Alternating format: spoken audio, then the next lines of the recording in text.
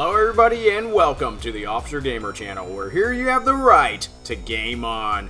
Alright guys, since the Deadpool Wolverine movie is coming out, I thought it'd be a good idea to hit up Wolverine Adamantium Rage for the Sega Genesis. Real quick you guys, listening to this music? Yep, this game has my personal favorite soundtrack for the Sega Genesis library. Better than Sonic and the Streets of Rage games, this game's soundtrack is the best for me. The soundtrack in this game is fire, dude. This song that's playing right now in the background, I work out to it, dude. It is that good. Unfortunately, that's the best part of the game. Anyway, back in the day, I got this at EB Games on clearance, and the cover looked amazing. And I was excited for it. I got home, and I couldn't get past the second level. Yep. But yeah, let's get into the game. You play as Wolverine, and it's the usual Wolverine story. Trying to remember his past, so he goes on an adventure to figure out what happened in his past, all that good stuff. But when you start the game, you notice the graphics and the backgrounds look pretty good. Like, Wolverine looks good. But then you realize the gameplay is kind of broken. It's hard to explain, but the controls are a little stiff. And you get plenty of moves. You get to kick and use your claws, but it just feels awkward and sluggish. And just the overall level design is just not very fun. Like, for instance, jumping from platform to platform, it just gets ridiculous because of the controls. This move right here where you do the dive, that move will save your life on these platforms. But yeah, it gets ridiculous. Enemies are hitting you with projectiles, and then you fall down and have to do it all over again. And when you fall down, you can, for instance, right here on these blades, some environmental objects like the blades right here, they just take a huge chunk of your health, man.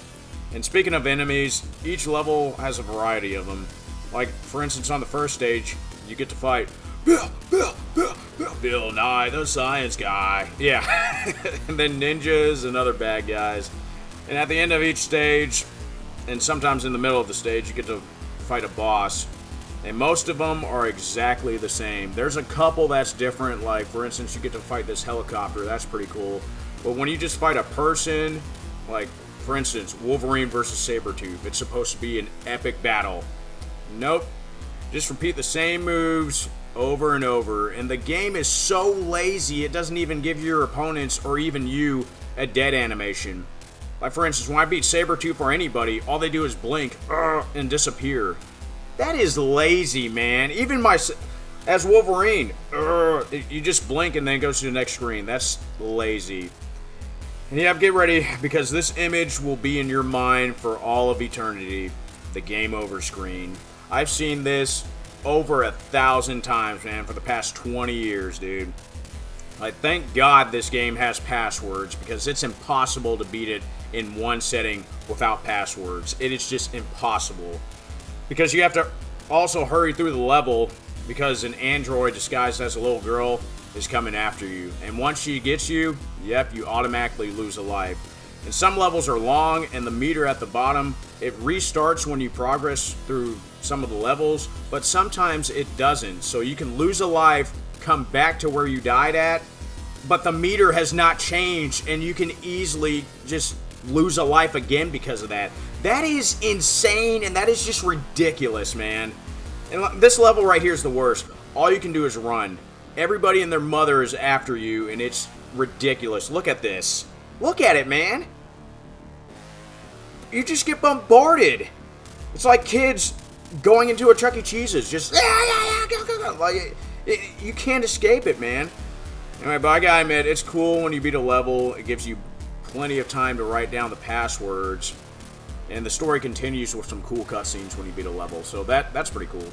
And even in the menu, there's a files option where you can check out the backstory for the characters you're going to run into. And yeah, it's pretty cool if you don't read the comics, you don't know who the characters are, what's going on. It's cool that you can read up on that. But yeah, that's about it, dude.